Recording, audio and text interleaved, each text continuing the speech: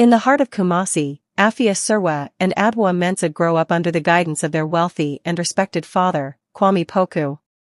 While Afia is the eldest, Adwoa shines in every way, beautiful, intelligent, and kind-hearted. The community adores her, and their father praises her endlessly. Afia, however, feels invisible in Adwoa's shadow, sparking resentment that grows over time. As young girls, Afia and Adwoa are close, but Afia begins to notice the difference in how people treat them. At school, teachers favor Adwoa. At home, their father showers her with praise. Even in the marketplace, traders greet Adwoa warmly while barely acknowledging Afia. Afia begins to believe that no matter what she does, she will always be second best. When Adwoa meets Kojo Owusu, a talented young architect from Accra, her happiness grows even brighter. Kojo is kind, hardworking, and deeply in love with her. Their relationship blossoms, and soon Kojo formally asks for her hand in marriage. Their father is overjoyed, but Afia feels an unbearable sting. Once again, Adwoa is winning in life while she remains unnoticed. Afia, consumed by envy, starts planting doubts in their father's mind. She tells him that Adwoa might not be as innocent as she seems, hinting at secret affairs and lies. She also begins to spread subtle rumors within the community, hoping to tarnish Adwoa's perfect reputation. Slowly, her father begins to question his younger daughter's character. Determined to break Adwoa and Kojo apart, Afia orchestrates a setup. She arranges for Kojo to accidentally witness Adwoa talking to another man, making it seem like she is being unfaithful. Though Adwoa pleads her innocence, Kojo starts to doubt her. The tension grows, and their once perfect relationship begins to crack. Despite the growing tension, wedding preparations continue. The family is busy with arrangements, and Adwoa, though hurt, chooses to remain patient. Afia, however, is not done. She realizes that as long as the wedding happens, Adwoa will still have the happiness Afia longs for. On the eve of the wedding, Afia sneaks into the storage room where Adwoa's wedding gifts are kept. In a moment of desperation, she sets fire to a pile of fabric, thinking it will only ruin a few gifts. But the flames spread uncontrollably, setting part of their father's house ablaze. The family wakes to chaos as they scramble to put out the fire. The damage is devastating. In the aftermath, one of the housemaids confesses that she saw Afia near the storage room moments before the fire started. Confronted by her father, Afia breaks down and admits everything. The betrayal shocks everyone, and Kwame Poku, devastated, disowns her. Afia is cast out of the family home. The entire community condemns her actions, and she becomes an outcast overnight. Meanwhile, Kojo, though deeply in love with Adwoa, struggles with trust. He postpones the wedding, unsure if he can move forward after all the drama. Afia moves to a small rented room on the outskirts of the city. For the first time in her life, she is truly alone. She reflects on everything she has done and begins to understand the weight of her jealousy. Without her family's love, she realizes that she has destroyed the very people who cared for her months past. One day, Adwoa comes to visit Afia. Instead of anger, she shows her sister kindness. She forgives her and urges her to come back home. But Afia, overwhelmed with guilt, refuses. She cannot face their father again. Kwame Poku, though still hurt, begins to soften. He confesses to a close friend that, despite everything, he still loves Afia.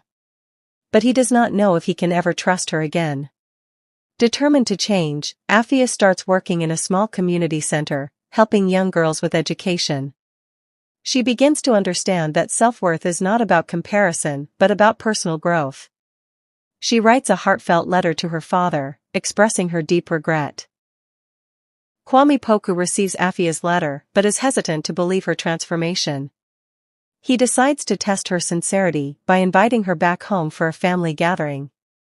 Afia returns home, nervous but hopeful.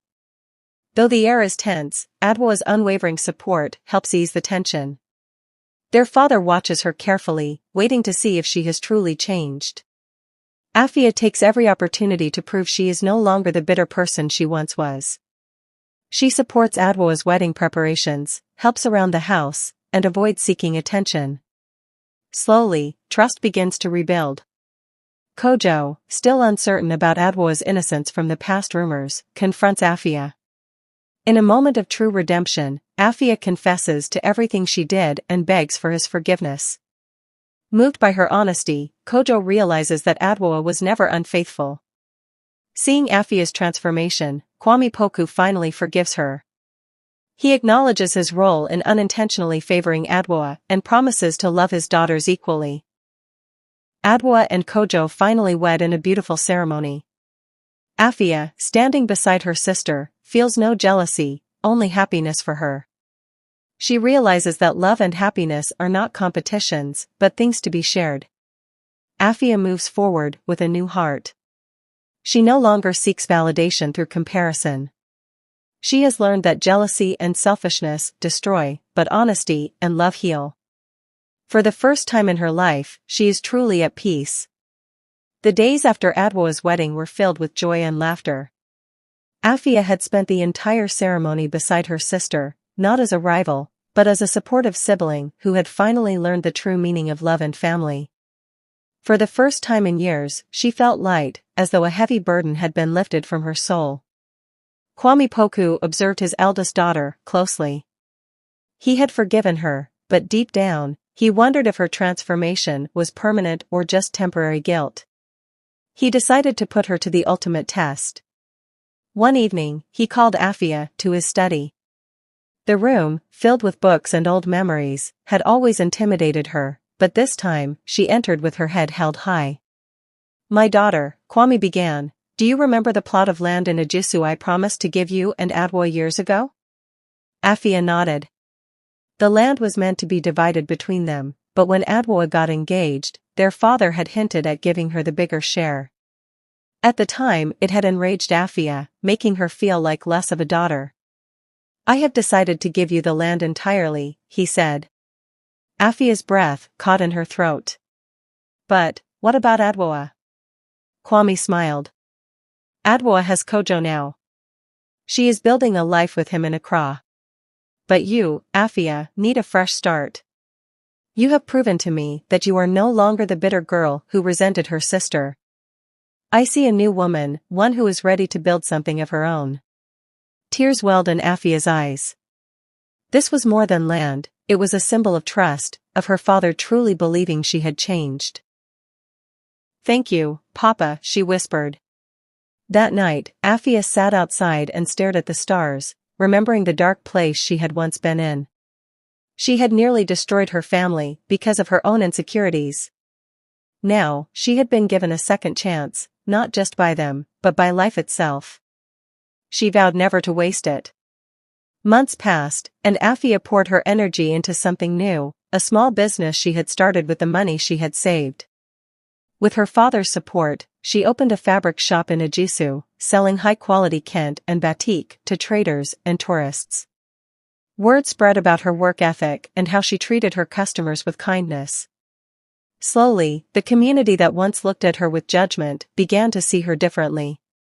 One day, as she arranged fabric in her shop, a familiar voice called her name.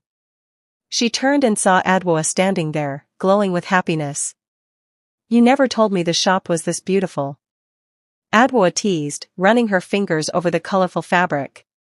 Afia laughed. "I wanted to surprise you." Adwoa took her sister's hands. "I am so proud of you." The words struck Afia deep. Once upon a time, those words would have made her feel bitter. Now, they warmed her heart.